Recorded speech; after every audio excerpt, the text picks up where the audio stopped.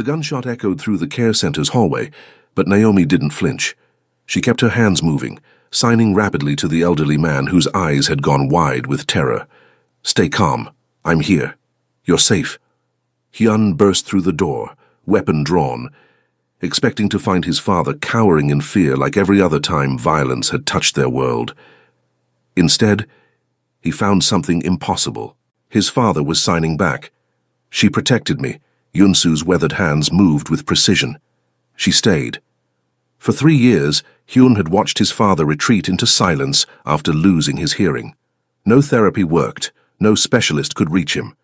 The guilt of bringing danger to his father's doorstep had eaten at Hyun like acid.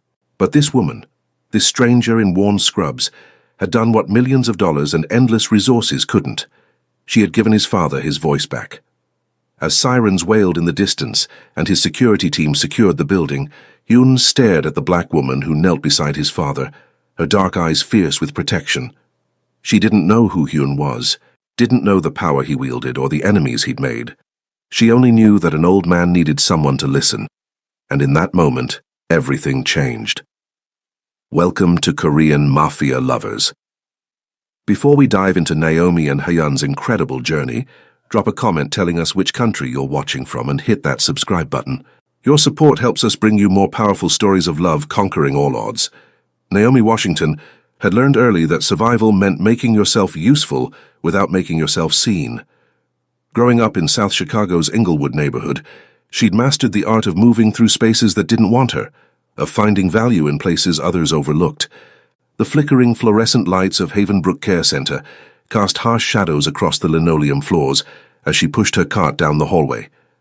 At 26, she'd been working here for 8 months, not because the pay was good, but because they'd hired her despite her lack of formal certification.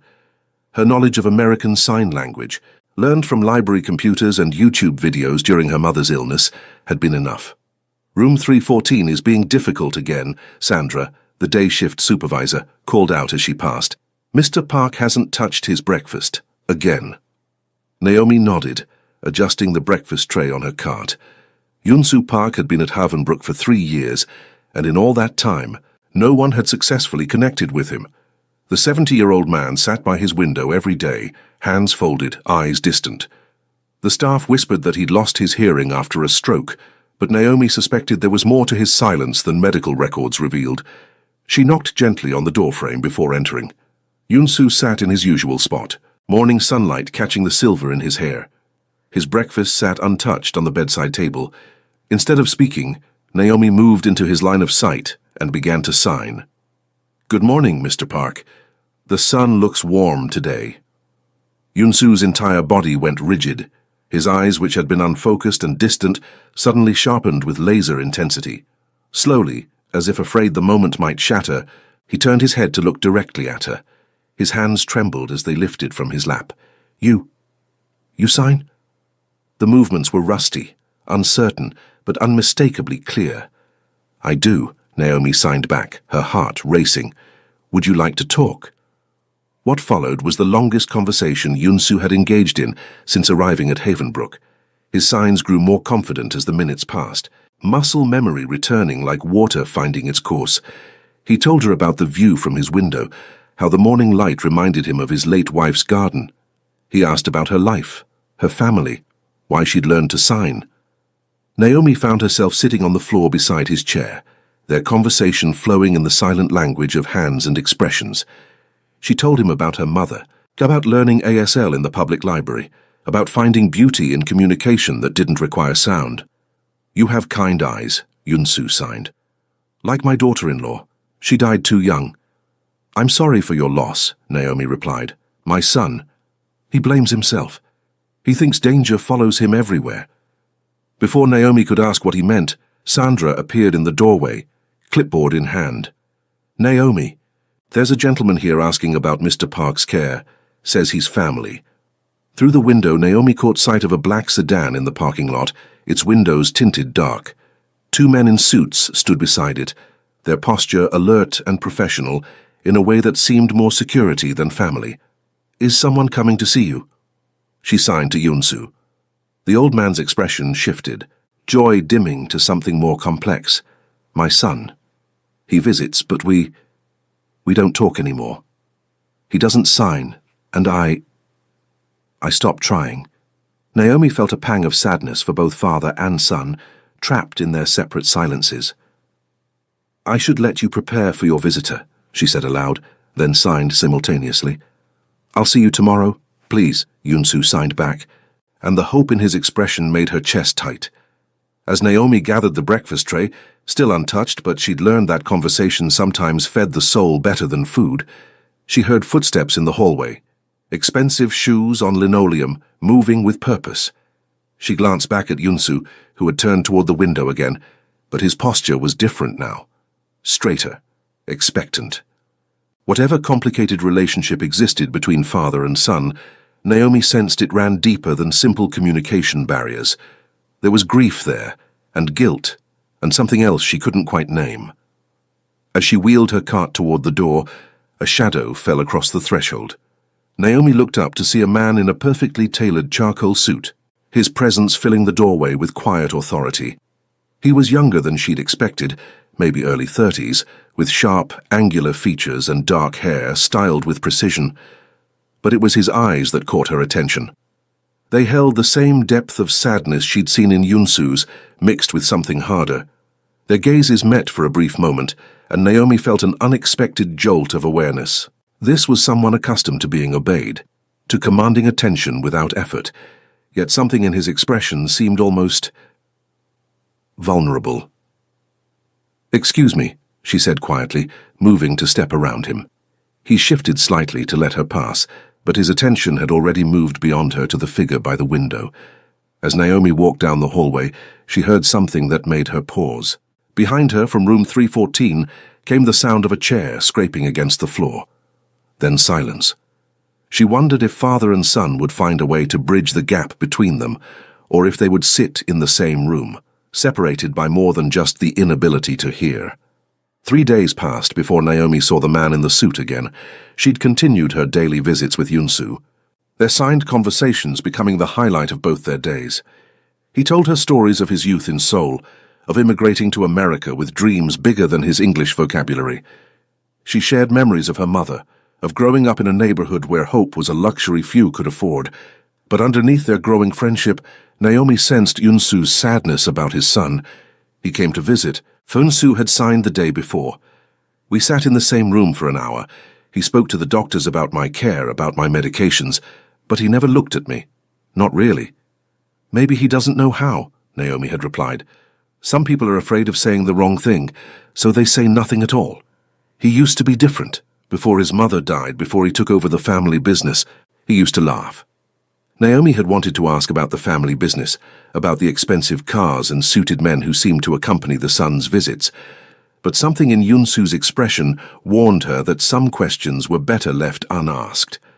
On Thursday afternoon, as she was helping Yunsu with his physical therapy exercises, Sandra knocked on the doorframe. "Naomi? Mr. Park's son would like to speak with you." Yunsu's hands stilled mid-exercise. "Be careful," he signed quickly. "Hyun is complicated." The man, Hyun, was waiting in the family conference room, standing with his back to the door as he looked out the window. Even from behind, his presence was commanding. The cut of his suit was flawless, expensive in a way that spoke of custom tailoring and unlimited budgets. "You wanted to see me?" Naomi said, closing the door behind her. Hyun turned, and she was struck again by the intensity of his gaze. Up close, she could see the exhaustion he carried, the weight of responsibilities that seemed to press down on his shoulders. "My father has been different since you started working with him," Hyun said. His voice was measured, controlled. "The staff says he's more engaged." "He's a remarkable man," Naomi replied carefully. "He just needed someone to listen. In 3 years, no one has been able to reach him. Specialists, therapists, doctors who cost more than most people make in a year." Hyun's eyes never left her face. "What makes you different?" The question could have been accusatory, but something in his tone suggested genuine curiosity rather than suspicion. "I don't know," Naomi said honestly. "Maybe because I'm not trying to fix him. I'm just trying to understand him." Hyun was quiet for a long moment, studying her with an intensity that made her skin warm. "You learned sign language for your mother?" It wasn't a question. which meant Yunsu had told him. Yes. She passed away? 2 years ago. Naomi lifted her chin slightly. Is there a point to these questions, Mr. Park? A ghost of a smile touched Hyun's lips. You're not intimidated by me. Should I be? The smile faded, replaced by something more serious. Most people are. I'm not most people. No, Hyun agreed quietly. You're not. The silence stretched between them, charged with something Naomi couldn't quite identify. She was acutely aware of how he looked at her, not through her, like so many people did, but directly at her, as if he was trying to solve a puzzle. My father asked me to learn sign language once, Hyun said suddenly. After he lost his hearing, I told him I was too busy. The admission hung in the air between them, raw and honest. It's not too late, Naomi said softly. Isn't it? Hyun's laugh was bitter. 3 years of silence. 3 years of him sitting in that room, and I couldn't be bothered to learn how to talk to him. He doesn't blame you. Hyun's eyes sharpened. He told you that. He told me he misses his son, the one who used to laugh. Something flickered across Hyun's face. Pain, regret, something deeper. He turned back to the window, his hands clasped behind his back. My world is complicated, Miss Washington, dangerous. The less my father is connected to it, the safer he is. Isolation isn't safety, Naomi said. It's just another kind of prison. When Hyun looked at her again, his expression was unreadable. You don't know anything about my world. No, Naomi agreed, but I know about his, and right now you're the most important thing in it. For a moment, Hyun's carefully controlled mask slipped, and Naomi saw the man underneath, someone carrying guilt like a physical weight, someone who had convinced himself that distance was protection. I have a proposition, Hyun said finally. I want to hire you privately, to work with my father outside of Havenbrook's schedule. I already work with him every day. This would be different, better pay, flexible hours, and... Hyun paused, as if the next words were difficult. I want you to teach me sign language so I can talk to him. Naomi studied his face, looking for signs of manipulation or hidden motives, but all she saw was a son who had lost his way back to his father and was finally ready to find it. Why now? She asked. Because yesterday, for the first time in 3 years, he smiled when I walked into his room. And when I asked him why, he signed something I couldn't understand. Hyun's voice was quiet, almost vulnerable. I realized I've been so focused on protecting him from my world that I forgot how to be part of his. The honesty in his admission made something in Naomi's chest tighten. She thought of her own mother, of the precious months they'd had together after learning to communicate in a new way. Okay, she said, but I have conditions. Hyun raised an eyebrow. You're negotiating with me. I'm setting boundaries. This is about your father, not about whatever business you're involved in. I don't want to know about it, and I don't want to be part of it. Agreed. And if I ever feel like your father is being put at risk because of your complications, I walk away. Hyun nodded slowly. Understood. As Naomi left the conference room, she couldn't shake the feeling that she'd just stepped into something much larger than sign language lessons.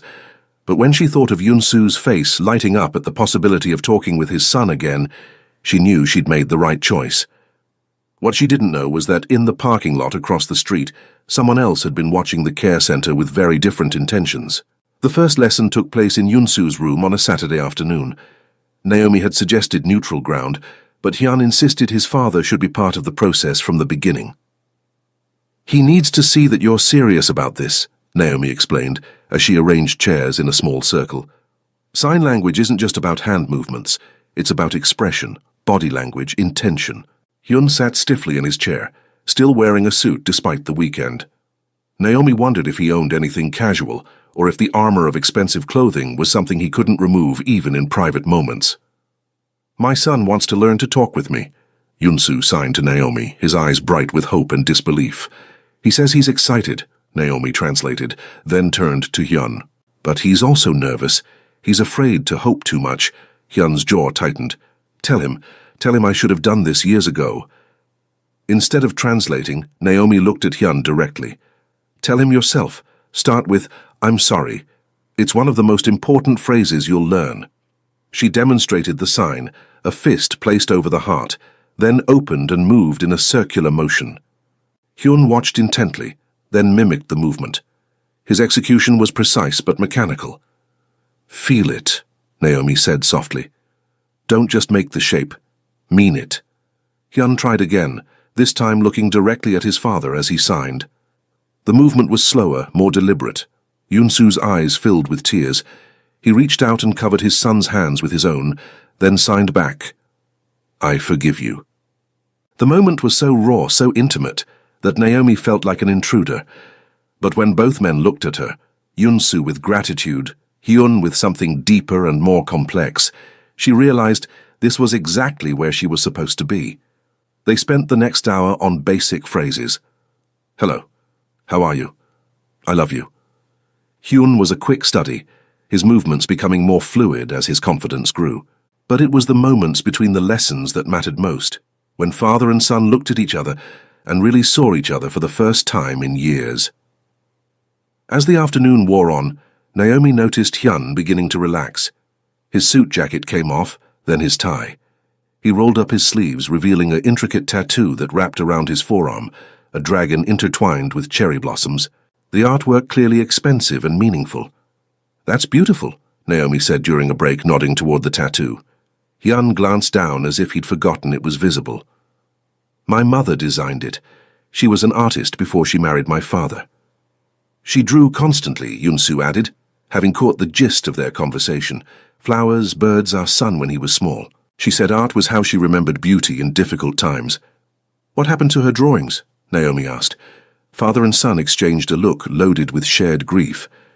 "They were destroyed," Hyun said quietly, "in a fire, along with everything else we couldn't save."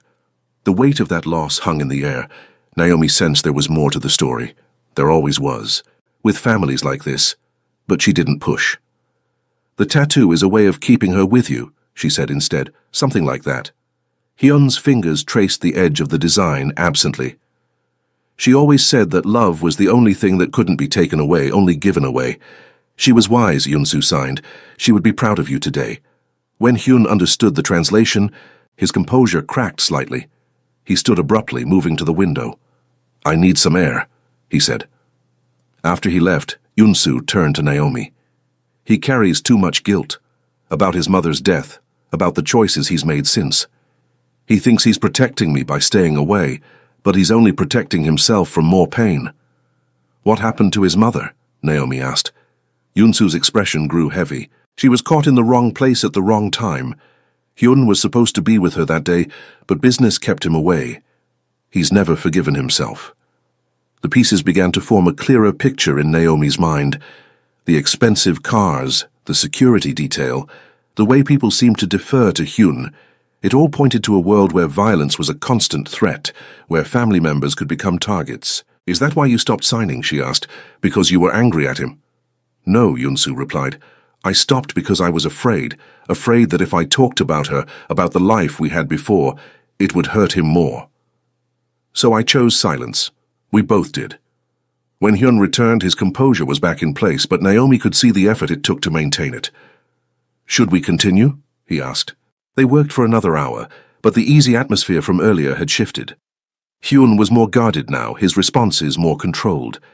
It wasn't until they were packing up that Yoon-soo signed something that made both Naomi and Hyun freeze. "Someone has been watching the building," he said. "The same car 3 days in a row, different from your security." Hyun's entire demeanor changed instantly. The relaxed son disappeared, replaced by someone harder, more dangerous. "What car?" His voice was sharp. Yoon-soo pointed toward the parking lot. "Grey sedan. 2 men. They don't come inside, but they watch." Naomi felt a chill run down her spine. "Should I be worried?" Hyun was already pulling out his phone, typing rapidly. "Jay, I need eyes on Havenbrook. Now." He paused, listening then. "How long? And you didn't think to tell me?" The conversation continued in rapid Korean, Hyun's voice growing more tense with each exchange. When he hung up, his expression was grim. "I need to get you both somewhere safe," he said. "Safe from what?" Naomi demanded. Hyun looked at her for a long moment, and she could see him weighing how much truth to share. "From people who think hurting my father, or anyone close to him, will give them leverage over me." The words hit Naomi like a physical blow. She thought of her quiet life, her simple routine, her determination to stay invisible and safe. All of that was crumbling around her. "I never asked to be part of this," she said. "I know." Hyun's voice was softer now, almost apologetic. "But you are, and I promise you I will keep you safe." As if summoned by his words, two men in dark suits appeared in the doorway. They moved with the fluid efficiency of people accustomed to violence, their eyes scanning the room for threats. "Sir," one of them said, "we need to move. Now." Yoon-soo reached for Naomi's hand, his grip surprisingly strong. "Trust him," he signed. "He's not perfect, but he protects what matters to him." Looking into the old man's eyes, then at Hyun's tense face, Naomi realized she was about to discover just how dangerous it could be to matter to someone like Hyun Park. The safe house was nothing like what Naomi had expected. Instead of some sterile fortress-like building, Hyun brought them to a modest two-story home in a quiet suburban neighborhood. The kind of place where families barbecued on weekends and children rode bikes in the driveways. "It's temporary," Hyun explained, as they settled Yoon-soo in the downstairs bedroom, "until we can neutralize the threat." "Neutralize," Naomi repeated. "You make it sound like a business problem." "Everything is a business problem when you know how to solve it correctly." The casual way he said it sent another chill through her. This was the other side of Hyun, the one that existed outside of sign language lessons and tender moments with his father. This was the man who commanded fear and respect in equal measure. Jae, Hyun's second-in-command, briefed them on the security situation. The men watching Havenbrook were connected to Marcus Rook, a rival who had been testing Hyun's defenses for months. "He's looking for pressure points," Jae explained, "ways to force you into a vulnerable position." "And he thinks my father is one," Hyun said grimly. "Or her." Jae's eyes flicked to Naomi. "Word travels fast in our circles. Everyone knows about the woman who got your father talking again." Naomi felt the weight of their attention like a physical thing. "I'm not part of your world. I'm just a caregiver who knows sign language." "You became part of it the moment you mattered to him," Jae said, nodding toward Hyun, "and to his father." That night, as Yoon-soo slept and Hyun worked in the kitchen making phone calls in low, urgent Korean, Naomi found herself standing at the living room window, watching the street for signs of danger she wouldn't recognize if she saw them. "You should get some rest," Hyun said, appearing beside her. "I can't sleep. This isn't my life. I don't know how to navigate this." Hyun was quiet for a moment. "I never wanted you involved in this part of my world, but I am involved. Because I care about your father, because—" She trailed off, not sure how to finish that sentence. "Because." Naomi turned to look at him. In the dim light from the kitchen, he looked younger, more vulnerable. The expensive suit had been replaced by dark jeans and a simple black t-shirt, and she could see more of the tattoo that honored his mother's memory. "Because I care about you too," she admitted quietly. The confession hung between them, dangerous and honest. Hyun stepped closer, his hand reaching up to touch her cheek. "Naomi," he said, her name soft on his lips. Before either of them could move closer, Hyun's phone buzzed. He glanced at it and his expression hardened. "What is it?" Naomi asked. "Rook made his move. He has people at your apartment building." The words hit her like a punch. "My neighbors, are they safe?" "Jay's handling it, but Naomi—" Hyun's voice was strained. "They found your mother's things, the photos, her medical records. They know about her illness, about why you learned sign language." Naomi felt sick. Her mother's memory, her private grief, turned into ammunition for someone else's war. "Why?" she whispered. "Why would they do that?" "Because they're trying to understand what makes you important to me, and they're building a psychological profile to use against you if they get the chance." The violation of it, the calculated cruelty, made Naomi's hands shake with rage. "I want them stopped," she said. Hyun's eyes sharpened. "Naomi, not killed, not hurt, but stopped. They don't get to use my mother's memory as a weapon." Something shifted in Hyun's expression. "You're sure?" "I'm sure." What followed was a masterclass in controlled power. Hyun made a series of calls, his voice never rising above conversational level, but each word carrying the weight of absolute authority. Within 2 hours, Rook's operation began to crumble. His financial backing disappeared as investors suddenly found better opportunities elsewhere. His supply lines were disrupted by unexpected law enforcement attention. His safe houses were compromised by anonymous tips to the FBI. Naomi watched it happen from the kitchen table, signing with Yunsu to keep him informed, while Hyun systematically dismantled his enemy's entire network. "Your son is very powerful," she signed to Yunsu. "Power is not the same as strength," he replied, "but tonight he's using both wisely." By dawn, it was over. Rook had fled the city, his organization scattered and broken. The threat to Yunsu and Naomi was eliminated without a single shot being fired. "It's done," Hyun said, exhaustion clear in his voice. "Just like that? Just like that." Naomi studied his face, seeing the cost of what he'd done written in the lines around his eyes. "Do you ever get tired of it? The power, the control, the constant threat of violence?" Hyun was quiet for a long moment. "Every day. But it's the only way I know how to protect the people I love." What if there was another way? There isn't. Not in my world. Then maybe it's time to consider a different world. The suggestion seemed to surprise him. "You think I could just walk away? Leave all of this behind?" "I think you're more than the sum of your choices. I think you're a son who loves his father, a man who honors his mother's memory, someone who's capable of incredible gentleness when he lets himself be." Hyun moved closer to her, his hands framing her face. "You see something in me that I'm not sure exists anymore." "It exists," Naomi said softly. "I've seen it. Your father's seen it. The question is whether you're brave enough to choose it." When Hyun kissed her, it was with a desperation that spoke of years of loneliness, of walls carefully built and rarely lowered. Naomi kissed him back, tasting possibility and hope, and the promise of something neither of them had expected to find. But even as they held each other in the quiet safety of the safe house, both of them knew that the hardest choices were still ahead. 3 weeks later, Naomi stood in the doorway of Yunsu's room at Havenbrook, watching father and son have their first completely independent signed conversation. Their hands moved with growing fluency, Hyun's movements more confident now, Yunsu's face bright with joy at being truly heard by his child. The threat from Rook was gone, but its aftermath had changed everything. Hyun had been quieter, more thoughtful, spending hours in conversation with his father about things that went far beyond sign language lessons. He's thinking about stepping back. Yunsu had confided to Naomi the day before, from the business. He says he wants to try a different kind of life. "What do you think?" Naomi had asked. "I think he's been carrying his mother's death like a stone in his chest for too long. Maybe it's time to set it down." Now, watching them together, Naomi could see the healing happening in real time. The careful distance Hyun had maintained was dissolving, replaced by genuine connection. "Naomi," Hyun called, switching to voice as she approached. "My father has something he wants to tell you." Yunsu's hands moved with ceremonial precision. "You gave me back my son, but more than that you gave him back to himself."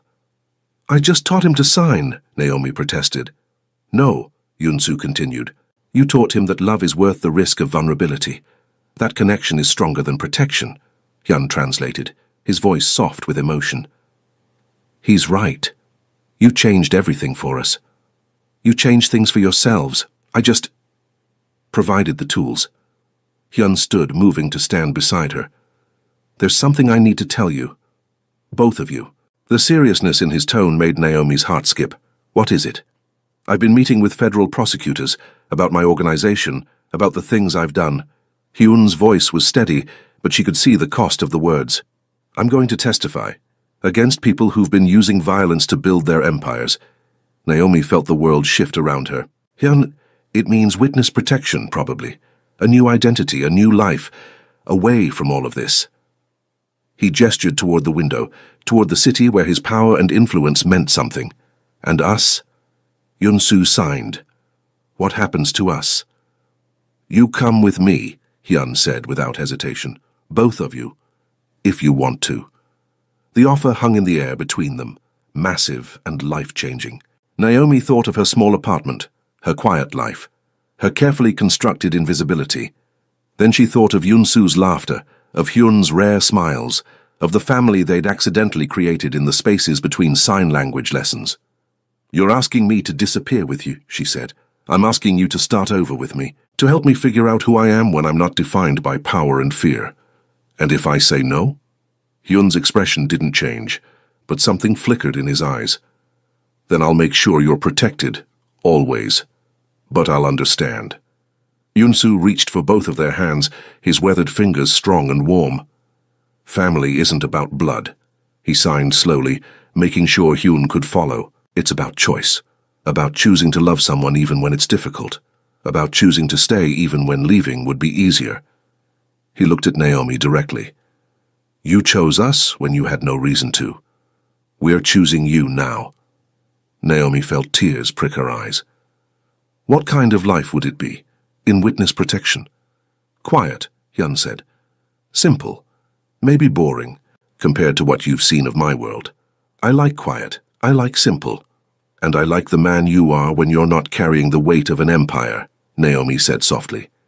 Hyun's smile was transformative, lighting up his entire face. Is that a yes?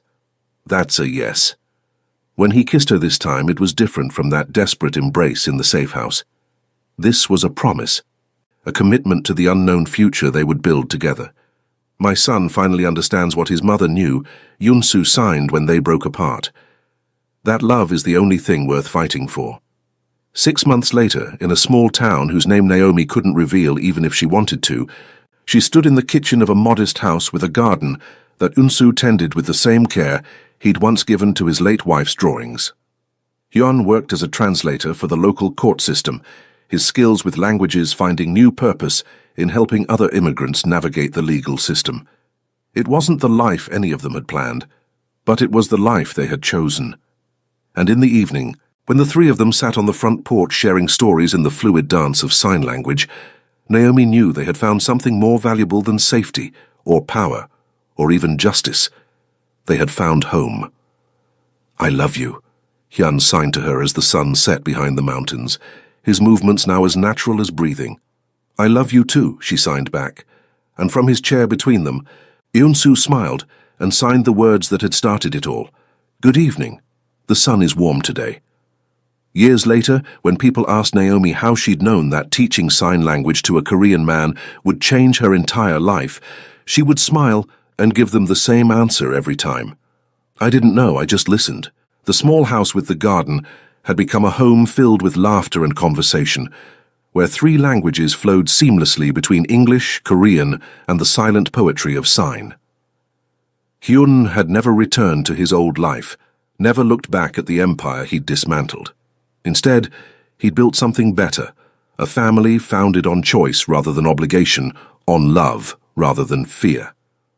Yoon-soo had lived to see his granddaughter take her first steps, to teach her the signs for flower and butterfly and love. He'd lived to see his son become the man his mother had always believed he could be, and Naomi had learned that sometimes the most profound changes begin with the smallest gestures, a hand extended in greeting, a willingness to listen, the courage to sign good morning to someone who had been sitting in silence for far too long. In the end, she'd been right about one thing. Silence had once been the loudest thing in her life, but love, she'd discovered, was louder still. Thank you for staying until the end of Naomi and Hyun's incredible journey. Korean Mafia Lovers has so many more heartwarming stories of unexpected love and second chances.